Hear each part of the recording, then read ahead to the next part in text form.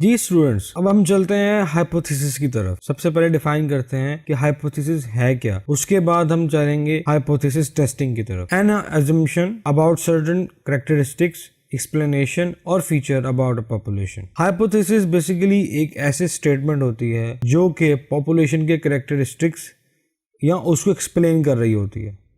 मगर हम लोग हाइपोथेसिस जो है वो बनाते इसलिए हैं जब हमारे पास सैंपल हो, क्योंकि हाइपोथेसिस जब आपको किसी चीज के बारे में सर्टेनिटी हो या यकीनी हो कि ये चीज ऐसे है, या आप इसको स्टैटिस्टिकल लैंग्वेज में कहें तो अगर आपके पास पॉपुलेशन के पैरामीटर्स मौजूद हैं या नॉन है, जैसे कि उसका इंटरसेप्ट क्या है और उसका स्लोप क्या है, तो हमें हाइपोथेसिस की जरूरत नहीं पड़ती। हाइपोथेसिस की जरूरत तब पड़ती है जब हमारे पास सैंपल हो, पॉपुलेशन का जो पैरामीटर्स हैं वो हमारे लिए अननोन हो, और फिर उसको प्रूव करने के लिए हम हाइपोथेसिस क्रिएट करते हैं कि हमारे सैंपल के थ्रू हम ये कह सकते हैं कि जी ये कैरेक्टरिस्टिक्स या ये पॉसिबल जो पैरामीटर्स हैं वो हो सकते हैं पॉपुलेशन के रिलेटेड। तो पॉपुलेशन के हवाले से हम एक स्टेटमेंट बनाते हैं और हाइपोथेसिस कहते हैं उसको, और हमें ये जरूरी होता है स्टैटिस्टिक्स के अंदर कि हम लोग हाइपोथेसिस क्रिएट करें। इवन कि एम्पिरिकल रिसर्च वर्क के लिए भी जरूरी होता है कि आपको रिसर्च हाइपोथेसिस देना पड़ता है, ताकि आपके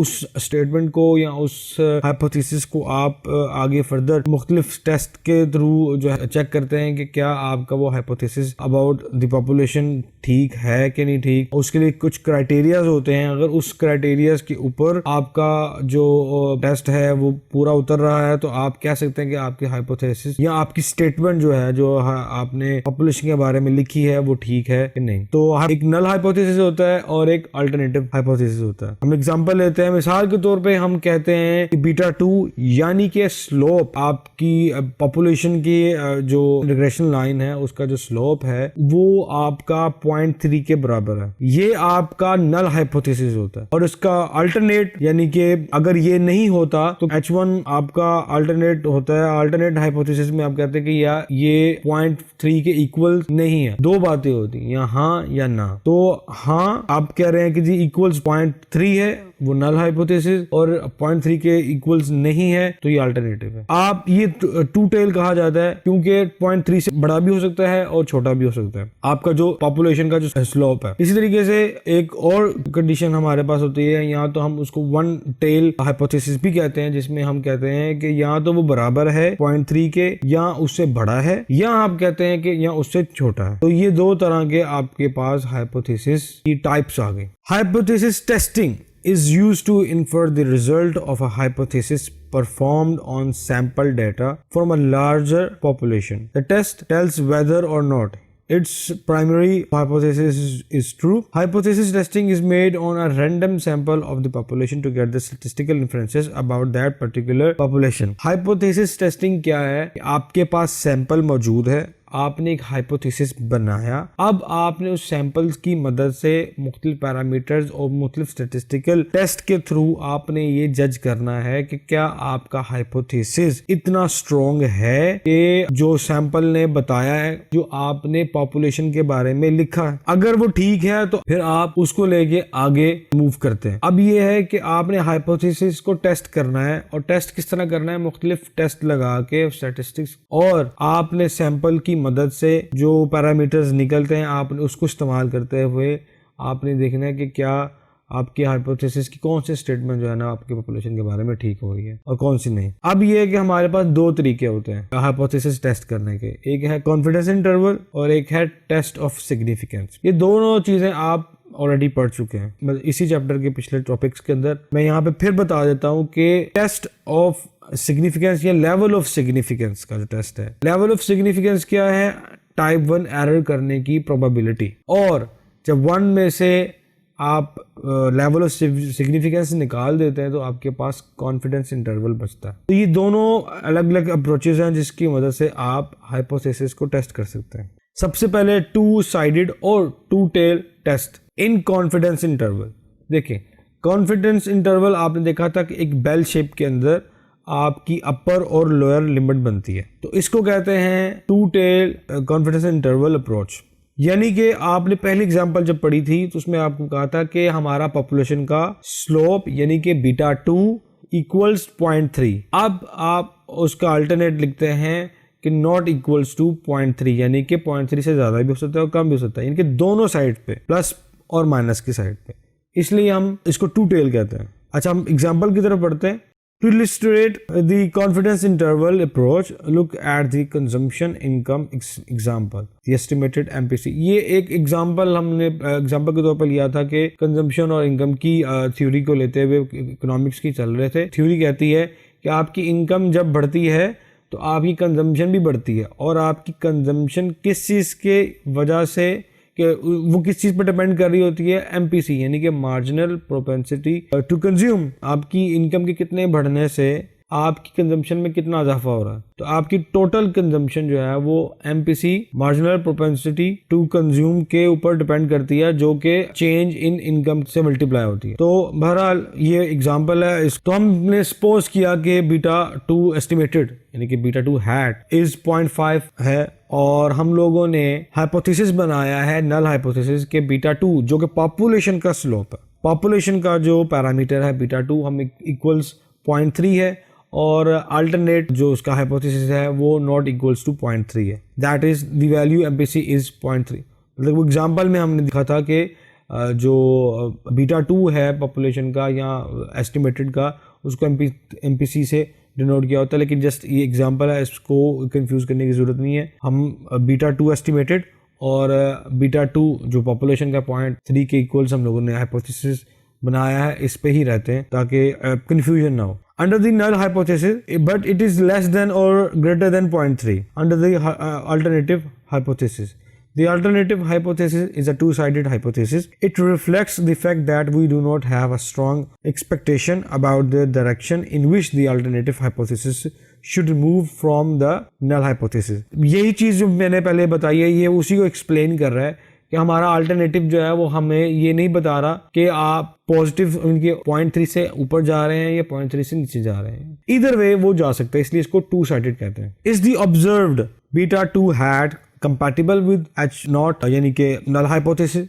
to answer this questions let us refer to the confidence interval, ये 5.3.9। हम लोगों ने पीछे जब कॉन्फिडेंस इंटरवल में हम लोगों ने पढ़ा था कॉन्फिडेंस इंटरवल क्या होता है, तो इसकी एक इक्वेशन थी प्रोबेबिलिटी की, जिसमें हम लोगों ने ईदर साइड यानी कि प्लस और माइनस बोथ साइड पे हम लोगों ने कैलकुलेशन की थी, और वो कैलकुलेशन आपकी बेस करती है एस्टिमेटेड बीटा 2 के ऊपर। अगर आप बीटा 2 को कर रहे हैं तो बीटा 2 है, उसके अंदर स्टैंडर्ड एरर ऑफ डिविएशन था और नंबर ऑफ सैंपल्स थे, तो उसकी मदद से हम लोगों ने जो है कॉन्फिडेंस इंटरवल को वो डिफाइन किया था। तो यहाँ पर हमने वही चीज ली है कि 0.4268 ये लोअर लिमिट है और 0.5914 जो है ये अपर लिमिट है। We know that in the long run intervals like this one will contain the true beta 2 with 95% probability। 95% क्या, आपने देखा था हम लोगों ने लेवल ऑफ सिग्निफिकेंस 5% लिया था, यानी कि कॉन्फिडेंस इंटरवल 1 माइनस अल्फा है, और अल्फा चूंकि 5% है तो हमारे पास कॉन्फिडेंस इंटरवल आया था 95%। तो हम कहते हैं कि इन the long run, in the long run का मतलब हम लोगों ने पहले पढ़ लिया था, लेकिन मैं यहाँ पे फिर आपको बता देता हूँ कि लॉन्ग रन का मतलब यह है, हमने एक सैंपल की मदद से एक कॉन्फिडेंस इंटरवल को फिक्स कर लिया, मगर जितने ज्यादा रिपीटेड सैंपल्स लेंगे उन सब से बनने वाले कॉन्फिडेंस इंटरवल जितने भी आएंगे उन सब का एवरेज जो है वो आपका तकरीबन पॉपुलेशन के वैल्यू है उसको अपने अंदर रखने की जो प्रोबेबिलिटी है वो 95% तक होगी। प्रोबेबिलिटी 95% जो है वो कॉन्फिडेंस इंटरवल की है, ना कि पॉपुलेशन के पैरामीटर की है कि वो इसमें आएगा, क्योंकि पॉपुलेशन के पैरामीटर का इस इंटरवल के अंदर आना या ना आना ये 0 और 1 है प्रोबेबिलिटी है, मगर जो 95% प्रोबेबिलिटी है वो प्रोबेबिलिटी कॉन्फिडेंस इंटरवल की है कि वो कहता है कि कॉन्फिडेंस इंटरवल की 95% चांसेस हैं कि ये अपने अंदर पॉपुलेशन के पैरामीटर को ले आए। तो जितने ज़्यादा रिपीटेड सैंपल्स होंगे उन सब का एवरेज आपका पॉपुलेशन के ट्रू पैरामीटर के इक्वल्स होता है। ये तब है जब हमारे पास एक और कंडीशन कंप्लीट होगी, और वो ये है कि नॉर्मली डिस्ट्रीब्यूशन हो सैम्पलिंग की। इसलिए नॉर्मली जो है हमने अज्यूम किया हुआ है कि सारा आपका डाटा जो है नॉर्मली डिस्ट्रीब्यूटेड हो, और जब आप एम्पिरिकल रिसर्च वर्क करते हैं तो उसके अंदर भी ये कंडीशंस को मीट करना होता है कि आपका डाटा नॉर्मली डिस्ट्रीब्यूटेड है। अगर नहीं होता तो फिर आपको उस हिसाब से अपने स्टैटिस्टिकल मॉडल्स चेंज करने पड़ते हैं। ओवरऑल ये हमने पढ़ लिया। We found that beta 2 hat equals 0.5091, standard error of beta 2 hat equals 0.0357, and degree of freedom equals 8. If we assume alpha equals 5%, that is 95% confidence coefficient, then the T table, यहाँ पर इस slide के अंदर जो हम लोगों ने पीछे कॉन्फिडेंस इंटरवल की अपर और लोअर लिमिट को डिफाइन किया था, यहाँ पे मैं उसका ये तरीका बता रहा हूँ कि हम लोगों ने कैसे उसकी अपर और लोअर लिमिट को डिफाइन किया कॉन्फिडेंस इंटरवल की। हमारे पास बीटा 2 हैट है 0.5091, standard error of beta 2 hat equals 0.0357, degree of freedom equals 8। If we assume alpha equals 5%, यानी कि लेवल ऑफ सिग्निफिकेंस हम 5% ले रहे हैं, that is 95% confidence coefficient, then the t table shows that for 8 degree of freedom the critical T alpha over 2 equals this one, or substituting these values in the equation, the 95% confidence interval as beta 2 is as follows. Okay, हम लोगों के पास मैंने पहले बताया था कि एक estimated beta 2 है, standard error of beta 2 है, और degree of freedom है। ठीक है, degree of freedom n-2 है, यानी कि n आपका size of sample है और -2 आप लेते हैं, क्योंकि रिग्रेशन में डिग्री ऑफ फ्रीडम जो है ना वो 2 माइनस कर देते हैं, क्योंकि आपने 2 पैरामीटर्स डिफाइन किए हैं, यानी कि एक इंटरसेप्ट सैंपल्स के अंदर और दूसरा आपने डिफाइन किया था बीटा 2 यानी कि स्लोप। तो n-2 अब करते हैं, n आपका सैंपल साइज है, तो वो जो रहता है वो डिग्री ऑफ फ्रीडम कहलाता है, और हमारे पास अल्फा भी मौजूद है और t अल्फा बाय 2, क्योंकि यहाँ पर हाइपोथेसिस टेस्टिंग बोथ साइड्स हो रही है और हमने 5% लेवल ऑफ सिग्निफिकेंस सिलेक्ट किया है। तो क्या है कि आपकी जो t है वो 0.05/2, यानी कि हाफ एक तरफ और हाफ एक तरफ, एक पॉजिटिव साइड पे और एक नेगेटिव साइड पे। तो आप जब t टेबल को यूज करेंगे तो उस पर जब ये सारी वैल्यूज लिखेंगे तो आपके पास कॉन्फिडेंस इंटरवल आ जाएगा, और वो ये है जो कि हम लोगों ने पिछले स्लाइड में देखा है। अब आगे देखें, use of confidence interval to accept और रिजेक्ट द नल हाइपोथेसिस। ठीक है, हमने नल हाइपोथेसिस के एक्सेप्ट या रिजेक्ट करने का जो तरीकाकार है वो हमने कॉन्फिडेंस इंटरवल के को देखते करना है। Okay, in the long run such intervals provide the range और values within which the true beta 2 may lie with a coefficient of say 95%। हम ऑलरेडी पढ़ चुके कि लॉन्ग टर्म में जो है कोएफिशिएंट है वो आपके ट्रू पॉपुलेशन के स्लोप को रखता है और उसके चांसेस जो है वो 95% है। ये हमने ऑलरेडी पीछे पढ़े। Therefore, if beta 2 under null hypothesis falls within the 100 over 1 minus alpha percentage confidence interval, we do not reject the null hypothesis. If it lies outside the interval, we may reject it। तो इसमें यह है कि आपके इस interval के अंदर, simple बात, अगर आप इस इंटरवल के अंदर वो फॉल कर रहा है आपका नल हाइपोथेसिस, ठीक है, और अगर नहीं कर रहा तो आप एक्सेप्ट करते हैं, नहीं तो रिजेक्ट करते हैं। यानी कि इस बाउंड्री के अंदर आपका जो एरिया आता है वो एक्सेप्ट करना है, और जो इसके बाहर का एरिया है वो उसे क्रिटिकल रीजन भी कहते हैं, तो उसमें आप उसको नल हाइपोथेसिस को रिजेक्ट करते हैं। तो ये 100 ब्रैकेट 1 माइनस अल्फा और परसेंटेज, इसको आपने कंफ्यूज नहीं करना, ये सिंपल ये बता रहा है तो आपका अल्फा 0.05 है, यानी कि 5%। तो 1 माइनस 5% ये कर लें या 1 माइनस 0.05 कर लें, और उसके बाद उसको मल्टीप्लाई अगर 100 करके परसेंटेज में चेंज कर लें तो ये कोई वही चीज़ आ जाती है। यानी कि 1 माइनस 5% करेंगे तो 95%।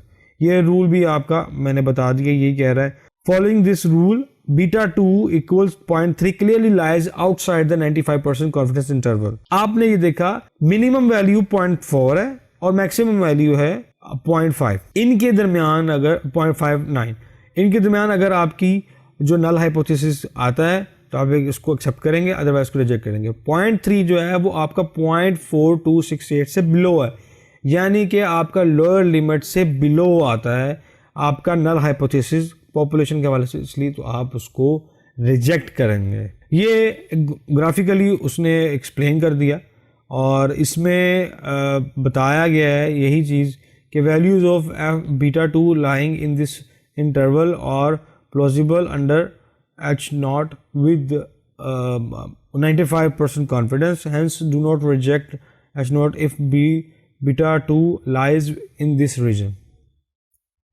In statistics, when we reject the null hypothesis, we say that our finding is statistical significance. जब आपका stats के अंदर null hypothesis reject होता है तो आपने कहना है कि आपकी finding statistically significant है, और जब आपका नल हाइपोथेसिस एक्सेप्ट होता है तो आपने कहना है स्टैटिस्टिकली इनसिग्निफिकेंट रिजल्ट, यानी कि आपका नल हाइपोथेसिस रिजेक्ट हो तो सिग्निफिकेंस है आपका स्टैटिस्टिक्स, और जब आपका नल हाइपोथेसिस एक्सेप्ट हो तो क्या है, फिर आपका स्टैटिस्टिकली इनसिग्निफिकेंट रिजल्ट है। तो हमने एग्जाम्पल में देखा 0.3 बिलो द लोअर लिमिट आ रहा था, क्रिटिकल रीजन के अंदर आ रहा था, तो हमने क्या किया, हमने नल हाइपोथेसिस को रिजेक्ट किया। जब आप रिजेक्ट करते हैं तो आपकी फाइंडिंग स्टैटिस्टिकली सिग्निफिकेंट है। इनसिग्निफिकेंट कब होंगे, जब वो नल हाइपोथेसिस एक्सेप्ट हो। अब हम मूव करते हैं वन साइडेड पे। वन साइडेड मैंने आपको पहले बताया है सिंपल, कि जब आपका ऑल्टरनेटिव हाइपोथेसिस एक वैल्यू रखता हो, एक साइड रखता हो, पॉजिटिव या नेगेटिव, यानी कि मोर देन दैट या फिर लेस देन दैट। तो आपने देखा कि यहाँ पर नल हाइपोथेसिस आपका β2 लेस देन और इक्वल्स टू 0.3 है, और आपका अल्टरनेट क्या है, β2 इज मोर देन 0.3। अब देखिए आपका नल हाइपोथेसिस तो दो चीज़ बता गया, इक्वल्स और लेस, मगर आप ये देखना है आपने कि आपका अल्टरनेटिव जो हाइपोथेसिस है वो क्या है, उसकी जो मूवमेंट है वो वन साइडेड है कि टू साइडेड है।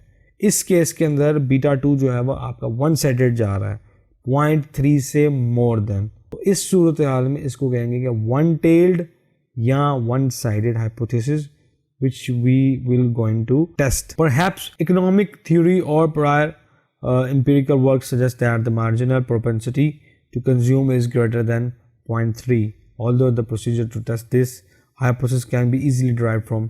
अब ये इक्वेशन जो हम लोगों ने पीछे भी पढ़ी है, ये प्रोबेबिलिटी है, ये क्या है, ये पूरी इक्वेशन है, ये कॉन्फिडेंस इंटरवल को डिफाइन करने के लिए। अब क्या है, β2 आपका पॉपुलेशन का है, लेस देन इक्वल्स टू आपका ये लोअर लिमिट और ये अपर लिमिट आ गई, और इक्वल्स 1 माइनस अल्फा। अल्फा हमारा यहाँ पे 5% है। अब आप ये देखें कि हम लोगों ने अगर वन साइडेड भी देखना है तो उसके लिए भी हमारे पास जो इक्वेशन है वो वही है जो इक्वेशन हम लोगों ने टू साइडेड या टू टेल टेस्ट में इस्तेमाल की थी।